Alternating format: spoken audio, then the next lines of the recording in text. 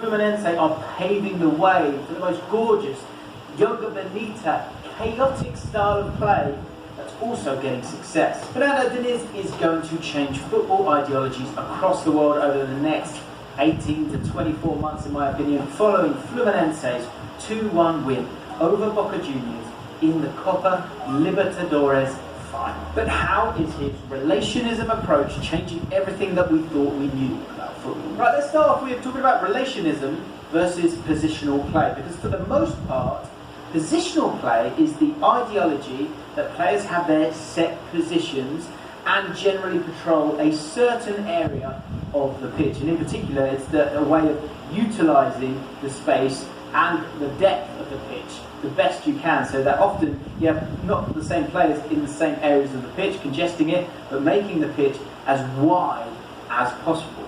But relationism is the thought that players should be nailed down to a single area of the pitch, that they should be able to move into different areas of the pitch and to allow themselves to overload the opposition. And therefore you're picking up the ball in different areas and areas that the opposition don't expect. So whilst many say that positional play is the favoured in Europe, whilst relationism is more of a South American concept, relationism does have strong ties to Dutch football mantras, in the sense that anyone can play anywhere. And because of these similarities, Fluminense's coach Fernando Diniz was getting coined the Brazilian Guardiola way back in 2021. Guardiola, who of course maintains a lot of total football ideologies from Cruyff's teaching, who of course was his mentor. But what does all of this look like in a match?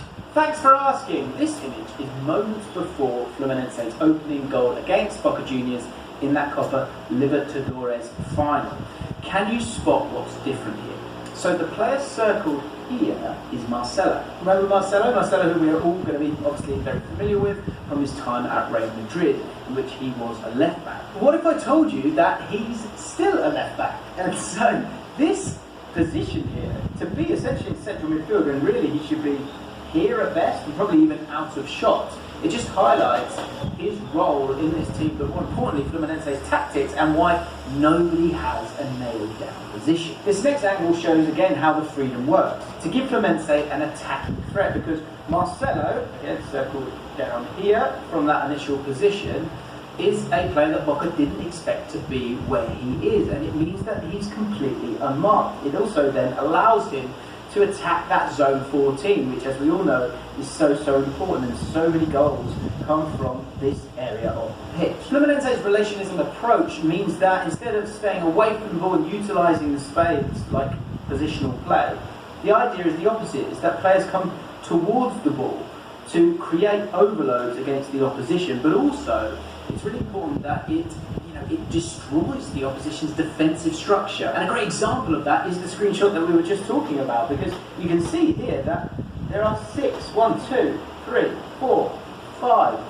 players sucked over to that side of the pitch because of the overload that was created prior to that.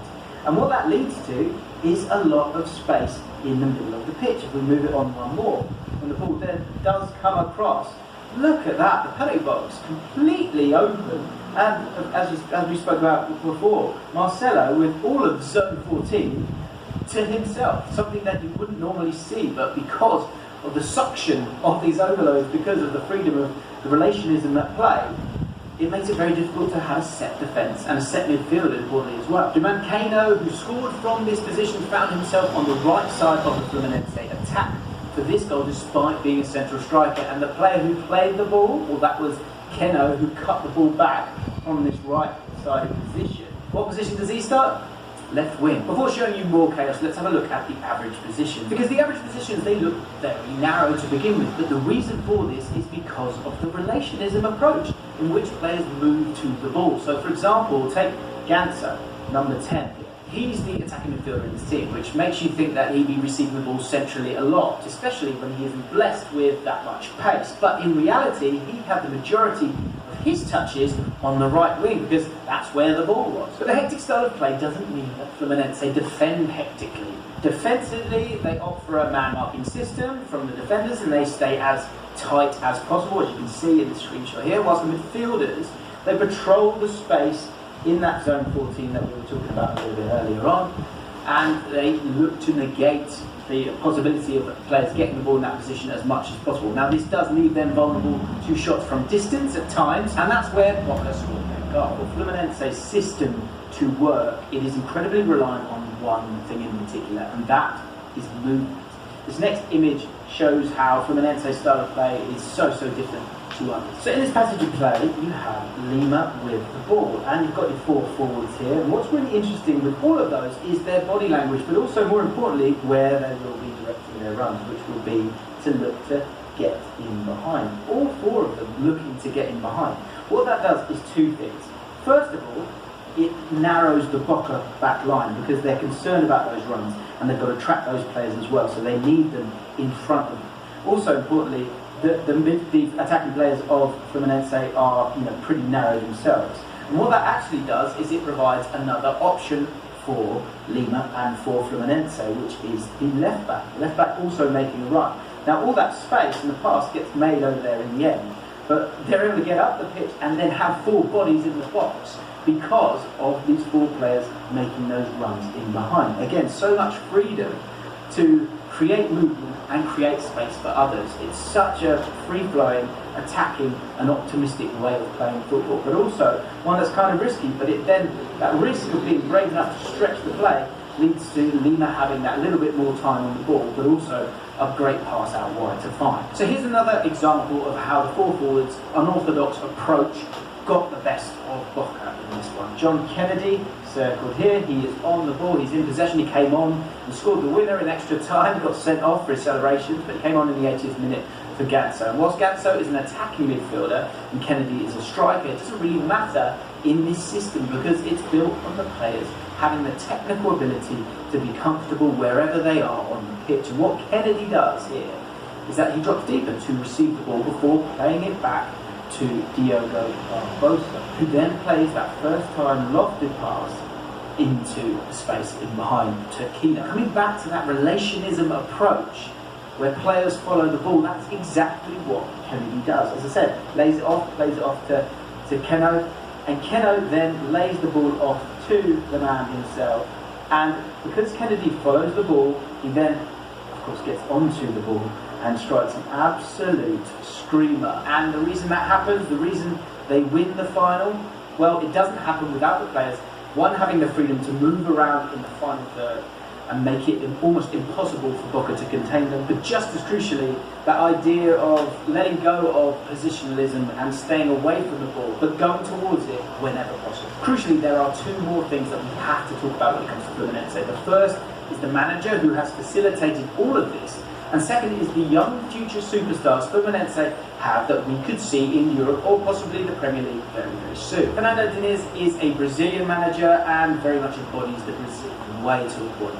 For a few years now, the Brazilian national team has moved to a more European style of play due to the majority of their players being based in Europe and playing in positional play style teams. But Diniz is keeping samba football alive with his take on the Brazilian way. And do you know who the current Brazil manager is?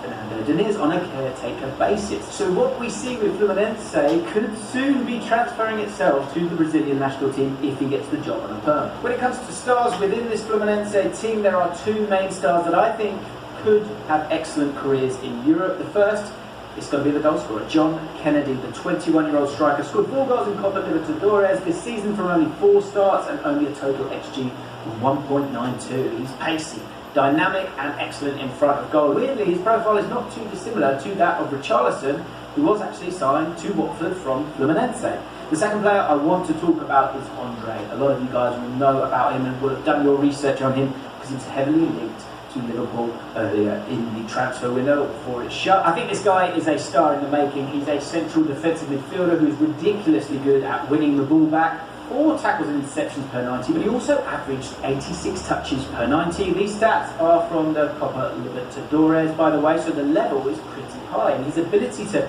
progress the ball and play through pressure is a really important element from modern football these days.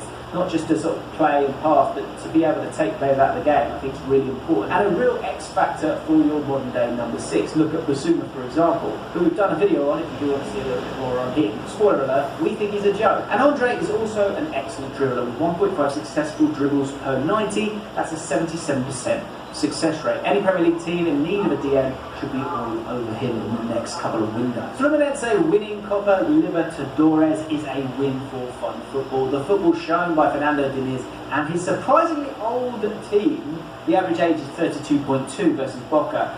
It's an insight into the fact that old dogs can still learn new tricks, and doing it with a Brazilian swagger, yeah, it pulls at the heartstrings, doesn't it? It's the romance of football that I think we're missing a little bit sometimes in Europe. Hopefully this extreme version of relationism leads to a lot of European managers being inspired by Diniz's approach, but also leads to 2026 seeing Brazilian samba football make its return. Who wouldn't want